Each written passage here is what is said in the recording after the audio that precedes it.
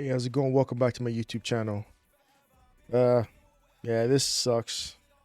But this is Secretary of the VA, Doug Collins. He's about to give his spiel on what they're gonna do to help streamline the VA healthcare system due to the roughly 80,000 people they're gonna be just deleting from their ranks. I was looking also look at the bottom. You can see he turned off the comments because they probably was getting beat up about this. So let's just see what he got to say. Hey everybody, it's Doug. I've always promised you I was going to shoot straight with you, and you're going to always hear it from me. Well, I got a bit longer message for you today, so just bear with me because you'll want to hear what I'm going to say. The VA has been a punching bag among veterans, Congress, and the media for decades. Things need to change. We owe America's veterans and the hundreds and thousands of excellent VA employees solutions. For many years, veterans have been asking for a more efficient, accountable, and transparent VA. This administration is finally going to give the veterans what they want. President Trump has a mandate for generational change in Washington, and that's exactly what we're going to deliver at the VA. We're going to make the department work better for the veterans, families, caregivers, and survivors we are charged with serving. And here's how we're going to do it. In response to President Trump's Department of Government Efficiency and Workforce Optimization Initiative, VA is conducting a department-wide review of its organization, operations, and structure. Central to these efforts is a pragmatic and disciplined approach to eliminating waste and bureaucracy, increasing efficiency, and improving health care, benefits, and services to veterans. This will be a thorough and thoughtful review based on input from career VA employees, senior executives, as well as the top VA leaders. Our goal is to reduce VA employment levels to 2019 end strength numbers, roughly. Okay, you said going back to 2019 numbers. I remember when I got out in 2017, I went to go register for the VA when I was still living in Texas, Dallas, Texas at the time, and I remember it took a good 7-8 hours to be seen. I can go there in the morning at 9 o'clock, and probably wouldn't be seen until off and on until probably around 4 ish, and the wait times was just atrocious back. It was like so bad back then. And I noticed since then, in trying the VA out here in Seattle in 2020 for the first time, and then even now, it's been so streamlined with all the extra people that they hired. I can go say the VA, like I had an appointment this past Monday. Went in, 8:30 optometry, my eyes checked. It took maybe 30 minutes. By the time I got there, got checked in, 30 minutes, I was being seen, went through all these different tests, and I was out the door. He's talking about going back to 2019 numbers. This could be long wait times, and that's gonna be crazy because it got I believe if I read correctly, it was like 16.2 million actual VA veterans here in the United States. It's around that number. So if they're streamlined across the board, wait times, about everything is going to change.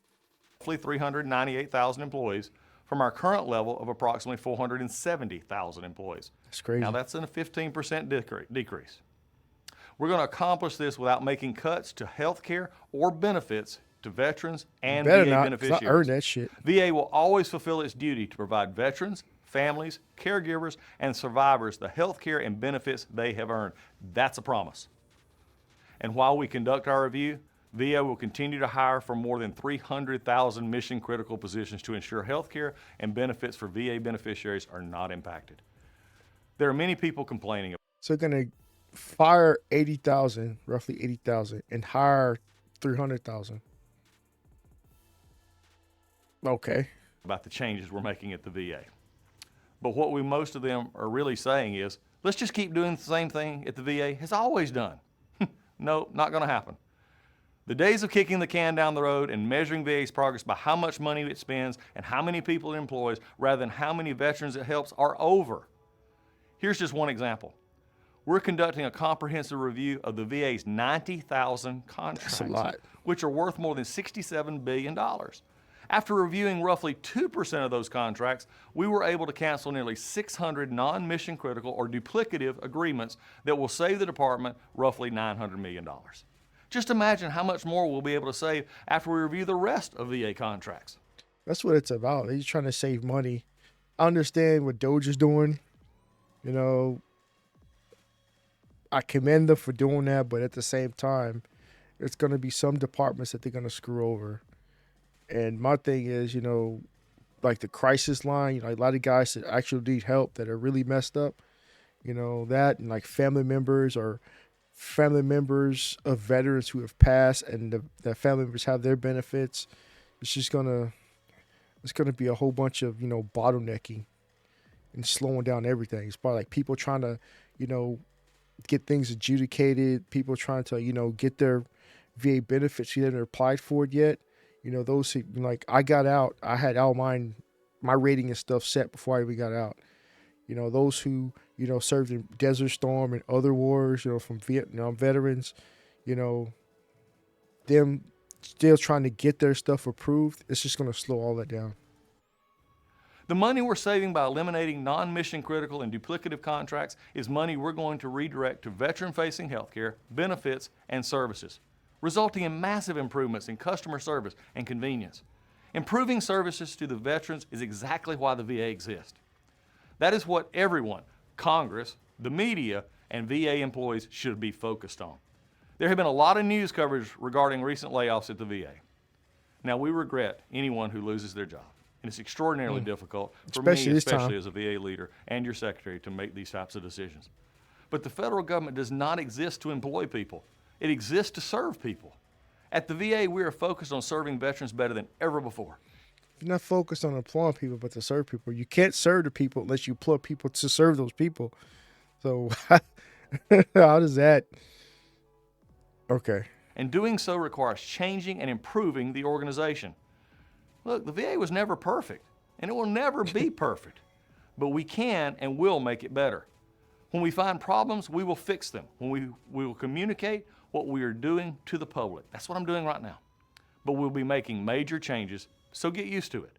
Right now, VA's biggest problem is that its bureaucracy and inefficiencies are getting in the way of customer convenience and service to veterans. As I have said before, we owe American veterans and hundreds of thousands of amazing employees solutions. And mark my words, that is what we will deliver. That's crazy. Take away 80,000 to hire 300,000.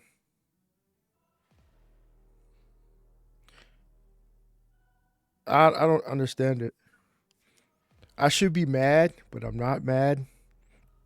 I just, I'm not a very empathetic person. I've explained that to a lot of people, but I'm, for those who's going to be suffering more than me, I feel bad for those guys. They're talking, like you said right here, like a 2019,000 or 2019 staffing levels.